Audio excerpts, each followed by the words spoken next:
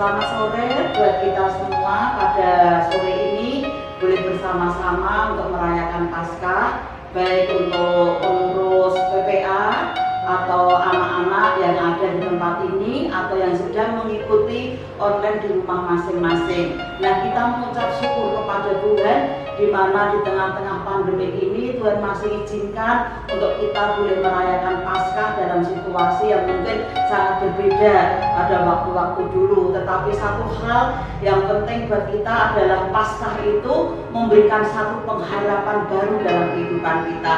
Nah, pada saat ini adik-adik semua, saudara-saudara semua, dan anak-anak semua, saya ingin menyampaikan sedikit firman Tuhan tentang kebangkitan Yesus atau Paskah itu memberi harapan baru dalam kehidupan kita. Kalau kita membaca di dalam Injil Matius pasal yang ke-28 ayat 1 sampai ayat 10, di sana bicara tentang apa itu Yesus bangkit dan apa itu makna Paskah yang sebenarnya dalam kehidupan kita sebagai orang percaya ke anak-anak Tuhan. Yang saya ingin ambil pada sore hari ini yaitu ayat yang ke-8. Injil Matius pasal 28 ayat 8, saya baca bunyinya seperti ini. Mereka segera pergi dari kubur itu dengan takut dan dengan sukacita yang besar dan berlari cepat-cepat untuk memberitahukan kepada murid-murid Yesus. Nah, di sini dikisahkan ada beberapa wanita atau perempuan yang pergi ke kubur Yesus. Ayat 1 sampai ayat yang 10 ketika kita membaca, maka kita akan menemukan bahwa Tuhan itu memberikan pengharapan baru lewat Paskah ini.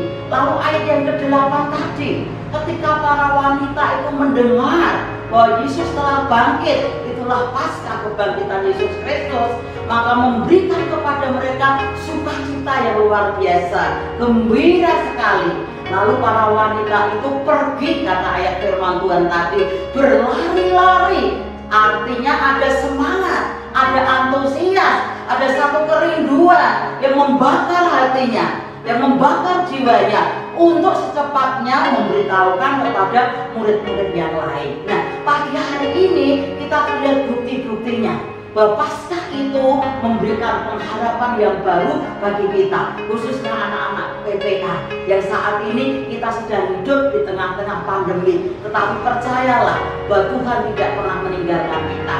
Kekuatan kuasa Tuhan melalui Paskah ini kita akan mengalami terobosan-terobosan baru bersama Tuhan. Itu sebabnya kita harus mantapkan iman kita, kita harus mantapkan kasih kita kepada Tuhan agar kebangkitan Yesus benar-benar mengubah hati kita, mengubah jiwa kita, dan memberi kepada kita suatu dorongan bahwa Yesus memberikan pengharapan yang baru. Bukti yang pertama adalah kebangkitan Yesus itu merupakan bukti kemenangannya. Itu terdapat di dalam ayat 1 sampai ayat yang keempat. Nanti adik-adik semua, anak-anak semua, atau kita semua pengurus PPA bisa membuka Alkitab dan mempelajari di rumah. Ayat 1 sampai ayat yang keempat itu membuktikan suatu kemenangan Yesus dari kematian. Kenapa sudah kasih Tuhan? Karena kebangkitan itu merupakan satu peristiwa yang akbar, peristiwa yang besar. Di situ dikatakan dalam pembacaan kita ayat 1 sampai ayat yang keempat, ada suatu goncangan kerajaan iblis yang tidak bisa diredam oleh karena kekuatan kuasa ilahi, dari kekuatan kuasa Tuhan dia bangkit. Nah, kita bisa melihat dari bacaan kita pada hari itu terjadi gempa bumi yang sangat besar. Lalu yang kedua, kita punya Allah yang sudah mengalahkan iblis atau kerajaan maut, kerajaan kekuatan iblis. Itu bukti dari kemenangan Yesus bangkit dari antara orang mati. Di dalam Injil Lukas pasal yang ke-10 ayatnya yang ke-19, saya baca untuk kita semua. Sesungguhnya aku telah memberikan kuasa kepada kamu untuk menginjak ular dan kalajengking, dan kuasa untuk menahan kekuatan musuh, sehingga tidak ada yang akan membahayakan kamu. Nah, kita harus percaya kekuatan Tuhan sebagai orang percaya, sebagai anak Tuhan, bahwa kekuatan daripada Tuhan yang diberikan kepada kita itu membentengi kita. Kematian Yesus, dan pada hari yang ketiga dia bangkit, dan pada waktu Yesus mati itu masuk ke alam maut, merebut kunci kekuatan kuasa daripada iblis. Dan itu diberitahukan pada hari kebangkitannya, hari Paskah yang kita rayakan pada sore hari ini, membuktikan kekuatan kuasa Tuhan itu sangat besar dan diberikan kepada kita. Ada satu kesaksian, ada seorang pelayan Tuhan atau seorang penginjil, dia pergi ke daerah Papua, ke pedalaman sana, lalu ke suku-suku asing. Nah, pada waktu mereka ada di suku-suku asing itu, saya kasih Tuhan tidak suka kalau ada orang yang datang memberitakan kebenaran firman Tuhan. Ini orang yang masih ada di dalam pedalaman yang tidak mengenal tentang Tuhan itu siapa. Lalu kepala suku bersama dengan beberapa orang ingin meracuni penginjil ini, lalu dikasih minum dan harus diminum, padahal di dalam air minum ini dikasih racun. Lalu penginjil ini seorang ibu, sudah dikasih Tuhan, dia berdoa sebelum minum air itu. Dia berpegang kepada firman Tuhan, racun maut tidak akan mengalahkan. Dan karena dia sungguh-sungguh mempercayai kekuatan kuasa Tuhan, pada waktu dia berdoa tanpa ada sesuatu apapun yang menyentuh gelas itu pecah. Nah, ini kejadian sampai lebih dari 2 kali, 3 kali. Ini kisah nyata, kesaksian sudah kasih Tuhan. Lalu yang terakhir, mau tidak mau dia harus minum. Dia berdoa lagi dan dia percaya bahwa kekuatan kuasa kegelapan racun maut tidak akan mematikan tanpa seizin Tuhan. Dan ketika dia minum itu sudah kasih Tuhan, dia hidup. Sampai hari ini beliau masih hidup. Dan akhirnya kepala suku itu atau kampung itu atau daerah pedalaman itu menerima Yesus Kristus sebagai Tuhan dan Juru Selamat. Nah, ini memberitahukan kepada kita kekuatan Tuhan itu besar diberikan kepada kita, kepada anak-anak semua. Nah, jangan takut menghadapi kehidupan ini. Mungkin persoalan musuh kita banyak dengan berbagai macam cara, melalui penindasan, melalui tekanan, melalui masalah. Tetapi kalau anak-anak tetap kuat di dalam Tuhan, percaya kepada Tuhan, maka firman Tuhan itu adalah ya dan amin. Amin. Mari yang kedua, kebangkitan Yesus itu membuktikan dia Tuhan. Haleluya. Jadi tidak ada ceritanya di dalam dunia ini orang yang mati, benar-benar mati lalu bangkit. Kecuali itu seizin Tuhan. Nanti saya akan buktikan ada beberapa orang yang memang pernah mati lalu itu bangkit. Nah, Yesus bangkit dari maut, bangkit dari kematian. Itu membuktikan bahwa dia benar Tuhan, 100% Tuhan. Dan ketika menjadi manusia juga 100% manusia. Nah, di dalam keilahiannya Yesus telah bangkit mengalahkan maut. Artinya kematian tidak dapat menguasai dirinya, karena dia Allah yang maha kuasa, Allah yang dasar. Jadi kalau menurut firman Tuhan, menurut Alkitab, dia benar-benar mati. Firman Tuhan berkata, jadi kalau ada yang mendengar, oh Yesus tidak mati, itu yang mati orang lain yang melukai Yesus, itu tidak benar. Sesuai dengan Injil, sesuai dengan firman Tuhan, bahwa Yesus benar mati. Dan hari yang ketiga dia bangkit, itu yang disebut Paskah dan kita peringati sore hari ini. Nah, maut, kematian tidak bisa menahan dia, karena dia Tuhan, dia Allah yang luar biasa, yang bisa mengatasi segala-galanya. Nah, Yesus bangkit. Dalam kebangkitannya ini membuktikan kealahannya, keilahiannya, kekuatannya, kuasanya yang luar biasa. Nah, mari kita akan melihat di sini yang terakhir, bahwa kebangkitan Yesus itu memberikan harapan baru buat kita semua. Kalau Yesus tidak bangkit, maka murid-murid tidak akan memiliki pengharapan apa-apa di dalam Tuhan. Kalau Yesus tidak bangkit, maka iman kita, kepercayaan kita kepada Tuhan Yesus pun akan menjadi sia-sia. Tetapi dengan kebangkitan Yesus Kristus itu membuktikan bahwa dia memberikan pengharapan yang baru. Dan apa yang difirmankan, apa yang disampaikan oleh kitab para nabi-nabi itu digenapinya.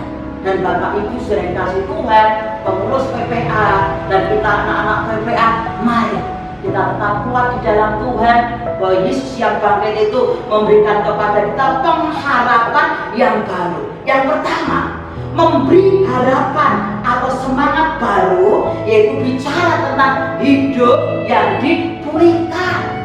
Murid-murid sempat kecewa, sempat putus asa, ragu dan cemas ketika Yesus mati. Lalu mereka kembali kepada kehidupannya yang lama. Mereka yang bekerja dulunya sebagai nelayan kembali kepada nelayan. Mereka kembali ke kehidupan dunia, dan mereka meninggalkan panggilannya karena mereka kecewa, merasa ditinggal, bahwa Yesus mati. Mereka lupa bahwa Yesus berfirman, dia mati, memang benar mati, tapi hari yang ketiga dia bangkit. Dan ketika mereka mendengar seperti apa yang kita baca di dalam Injil Matius pasal yang ke-28 ayat 1 sampai ayat yang ke-10 dan ayat yang ke-8, dibuktikan oleh para wanita, oleh para pengikut Yesus, bahwa benar Yesus itu bangkit. Lalu mereka lari-lari cepat-cepat untuk kepengen bertemu dengan murid-murid yang lain, kepengen cerita bahwa benar Yesus bangkit, sehingga ada satu harapan yang baru, ada satu perubahan yang kasih Tuhan, sehingga murid-murid kembali mengikut kepada Tuhan, mereka kembali melayani Tuhan. Nah, Bapak Ibu sering kasih Tuhan, anak-anak PPE yang dicintai Tuhan, pagi hari ini pengharapan baru, pemulihan baru itu dinyatakan Tuhan dalam kebangkitannya. Mungkin kita pernah kecewa, kita pernah takut, kita pernah hambar hati kita kalau kita kembali kepada dunia ini. Tetapi percayalah bahwa di dalam Yesus ada kemuliaan, dan kebangkitan Yesus akan membangkitkan roh kita, jiwa kita, pengharapan kita untuk percaya bahwa Tuhan tidak pernah meninggalkan kita. Di tengah-tengah dunia yang fana, dunia yang keras, dunia yang sulit, di mana kita harus berjuang, kita harus bergelut bersama Tuhan, engkau akan mengalami kesuksesan dan keberhasilan. Percaya, bangun mindset kita, bangun pemikiran kita tentang Tuhan itu dasar luar biasa. Kalau sampai hari ini kita masih hidup dalam pemeliharaan Tuhan, itu bukti bahwa Tuhan memperhatikan kita. Kenapa?